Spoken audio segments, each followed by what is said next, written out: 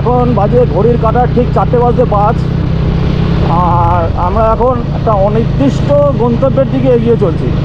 হ্যাঁ, আপনারা ঠিকই শুনেছেন, অনির্দিষ্ট গন্তব্য, মানে আমাদের এবার কোনো ফাইনাল ডেস্টিনেশান এখন অবধি কোনো ঠিক হয়নি। আর আপনারা বললে বিশ্বাস করবেন কি না আমার মনে হয় বিশ্বাস করবেন, কারণ যে কোনো প্রোগ্রামই বা যে কোনো ট্যুর করতে গেলে তার কয়েকদিন আগে থেকে তার একটা প্রিপারেশান চলে। কিন্তু আমরা এই যে ট্যুরটা অর্গানাইজ করছি, এখন বেরিয়েছি, এটা কালকে, মানে কি বলবো, কাল সন্ধ্যেবেলা পাটনাকে ফোন করলাম যে ঘরে বসে আছি, ভালো লাগছে না, চল বেরোবি। কোথায় বেরোবি, কোথায় যাবো, কি বৃত্তান্ত কিচ্ছু ঠিক হয়নি।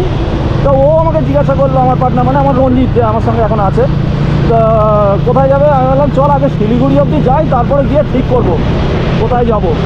তা সেই মতো এখন গাড়ি থেকে বেরিয়ে পড়েছি। 2-3 ঘন্টার মধ্যে লাগেজ গুছিয়ে নিয়ে গাড়ি রেডি করে 2-3 ঘন্টার মধ্যে একটু রেস্ট নিয়ে বেরিয়ে পড়েছি। আর দেখতেই পাচ্ছেন এখন আমরা ইস্টার্ন বাইপাস দিয়ে যাচ্ছি। তা কি সুন্দর দেখুন, এখন রাস্তা ফাঁকা, ধুধু করছে, কিন্তু মনে হয় সারাটা দিন যদি এরকম রাস্তাটা থাকতো তাহলে কত ভালো লাগতো। কোনো যানজট নেই, কিছু নেই, পুরো রাস্তা ফাঁকা, গাড়ি হু হু করে চালানো যাচ্ছে। গাড়ি ঘোড়া বেরোলে, লোকজন বেরিয়ে গেলে পলিউশনটাও বেশি হয়, ধুলো বালি সবই তো বেশি হয়। সেই রেসপেক্টে এখন পলিউশনও কম।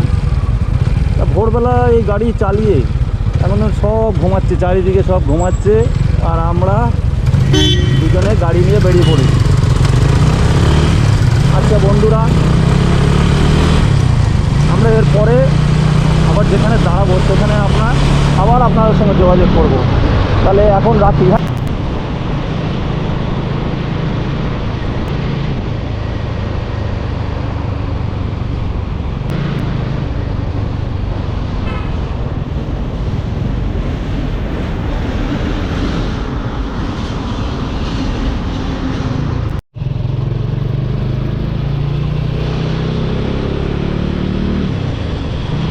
বন্ধুরা দেখুন কি অবস্থা রাস্তার, পুরো কুয়াশায় ঢেকে গেছে, কিচ্ছু দেখা যাচ্ছে না।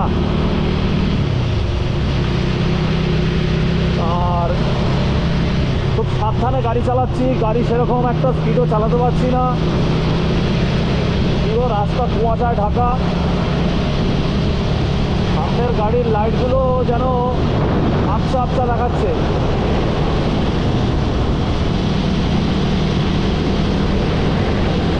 তার মধ্যে থেকেই যতটা পারছি সাবধানে গাড়ি চালাবার চেষ্টা করছি। হেলমেটের সামনের কাজ তো নামিয়ে চালাতেই পারছি না, পুরো কুয়াশা লেগে ভিজে যাচ্ছে আর পুরো হেজি হয়ে যাচ্ছে, কোনো কিচ্ছু দেখা যাচ্ছে না। হেলমেটের কাজ নামিয়ে দিলে, হেলমেটের কাজ তুলে চালালে তবুও একটু কিছু দেখে চালাতে পারছি, আর হেলমেটের কাজ তো নামালে কোনো কথাই নেই, কিচ্ছু দেখা যাচ্ছে না।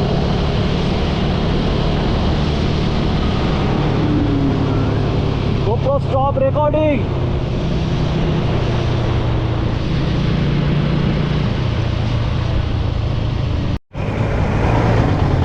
বন্ধুরা, আমরা এখন যেখানটা দাঁড়িয়ে আছি এই জায়গাটার নাম হচ্ছে মৌরগ্রাম। এই মৌরগ্রামে আপনারা দেখতে পাচ্ছেন এদিকে একটা হাতের বাঁদিকে একটা রাস্তা চলে গেছে, এই রাস্তাটাই সোজা রামপুরহাট চলে গেছে। রামপুরহাট ঠিক আমরা যেখানে দাঁড়িয়ে আছি এখান থেকে মানে নলাটি হয়ে রামপুরহাট গেছে। এখান থেকে নলাটি হচ্ছে 15 কিলোমিটার, তারপর রামপুরহাট। মানে যারা কলকাতা দিক থেকে তারাপীঠ মন্দিরে যেতে চান বা তারাপীঠে যেতে চান, তারা দুদিক দিয়ে যেতে পারে। এদিক দিয়ে রামপুরহাট থেকে এই হাতের বাঁ দিকে যে রাস্তা সোজা চলে গেছে এখান দিয়েও যেতে পারেন, আবার বহরমপুর দিয়ে বর্ধমান দিয়েও আসতে পারেন। আর এই যে এদিকে যে সোজা রাস্তা বেরিয়ে গেছে এটা চলে গেছে শিলিগুড়ি। তা আমরা এখন যাচ্ছি শিলিগুড়ি, আমরা তো বাঁ দিকে এখন যাব না, আমরা এখন সোজা বেরিয়ে যাব শিলিগুড়ির দিকে।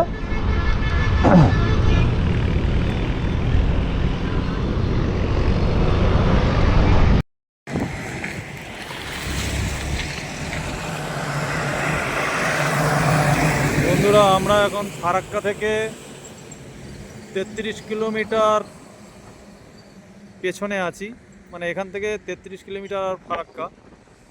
তা বৃষ্টি আরম্ভ হয়ে গেছে, দেখতেই পাচ্ছেন বৃষ্টি হচ্ছে, রাস্তা ভিজে, এই জন্য দাঁড়িয়ে গেছি। সঙ্গে সকালের যে ব্রেকফাস্ট টিফিনটাও এখান থেকেই করে নেব, মানে এক কাজে দু কাজই হয়ে যাবে, সকালের টিফিনটাও হয়ে যাবে আর তার সঙ্গে যে বৃষ্টির জন্য যে দাঁড়িয়ে পড়েছি সেই টাইম যে ওয়েস্ট হচ্ছে সেই ওয়েস্ট টাইমটাকে কাজে লাগিয়ে কাজেও লেগে যাবে।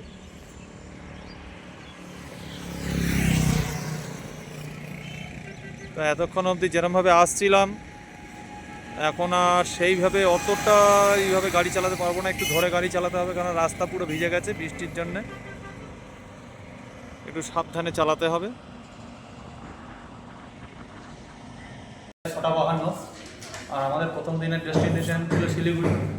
তো আমরা এই মুহূর্তে এখন শিলিগুড়িতে এসে ঢুকেছি। আর শিলিগুড়িতে ঢোকা মানেই তো হচ্ছে হোটেল এভার গ্রিন। আমি এর আগের ব্লগও আপনাদের বলেছি, তো সেই মতো দাদাকে বলেছিল, দাদা সেই মতো রুম রেখে দিয়েছে। এখন রুমে যাবো, ফ্রেশ হবো, খিদেও পেয়েছে প্রচণ্ড। ঘরে গিয়ে রুমে গিয়ে আগে ফ্রেশ হয়ে খাবো, তারপর আবার বেরোবো। তা এখন তাহলে এই অবধি রাখছি, কারণ এখন আর কথা বলার মতো টাইম নেই, এখন প্রচণ্ড খিদে পেয়েছি।